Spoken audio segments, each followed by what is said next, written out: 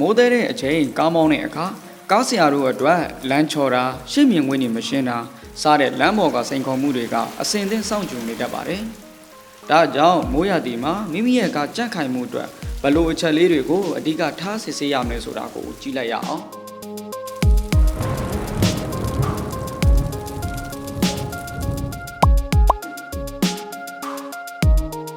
မိုးသေးတဲ့အချိန်မှာရှေ့မြင်ကွင်းတွေရှင်းရှင်းလင်းလင်းမြင်ရဖို့ဝိုင်ပါတွေကအသက်ပါဝိုင်ပါဆွဲရင်ရေမပြောင်းတာအတန်မြေတာမျိုးတွေအပြင်ရာဘာပြားတွေကကောင်းမှုမရှိဘဲနဲ့ဖွာနေတာပဲ့နေတာဟနေတာမျိုးတွေရှိရင်တော့ချက်ချင်းလဲလှယ်ပေးရပါမယ်နောက်ပြီးလေကာမန်ဆေးရီဘိုးထဲမှာလည်းပုံမှန်ဖြည့်ထားဖို့လိုအပ်ပါတယ်မိုးရွာတဲ့အချိန်ကားမောင်းတဲ့အခါကားမှန်တွေရင်မေးရိုက်ပြီးမုံဝါသားတာမျိုးတွေကိုဖြည့်ရှင်းနိုင်ဖို့အတွက်ကားအေကွန်ကောင်းမှုရှိမရှိကိုလည်းအမြဲစစ်ဆေးထားသင့်ပါတယ်မိုးတဲထန်စွာရွာသွန်းတဲ့အချိန်မှာရင်မောင်းသူကိုယ်တိုင်ရော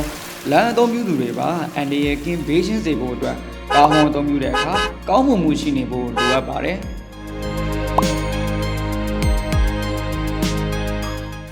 မိုးရန်တဲ့အချိန်တွေမှာရေဆိုလမ်းတွေကဟိုက်ဒရိုပလိန်းရဲ့ချိန်တွေဖြစ်လာနိုင်ပြီးတော့ပုံမှန်ထက်ပိုချောနေနိုင်တာကြောင့်ကားရဲ့ brake စနစ်ကိုလည်းအများကြီးသက်ရောက်မှုရှိစေနိုင်ပါတယ်။ဒါကြောင့် brake တွေကောင်းမွန်ရဲ့လားဆိုတာကိုမဖြစ်မနေစစ်ဆေးသင့်ပါတယ်။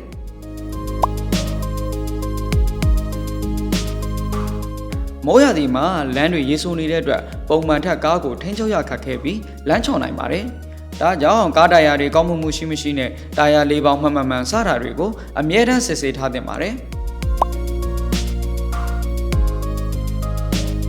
မိုးတဲထန်စွာရာသွန်းတဲ့နေ့တွေမှာရှေ့ကားနောက်ကားအပြန်အလှန်မြင်သာဖို့အလွန်ရေးကြီးပါတယ်။ဒါကြောင့်ကားရှည်မီကြီး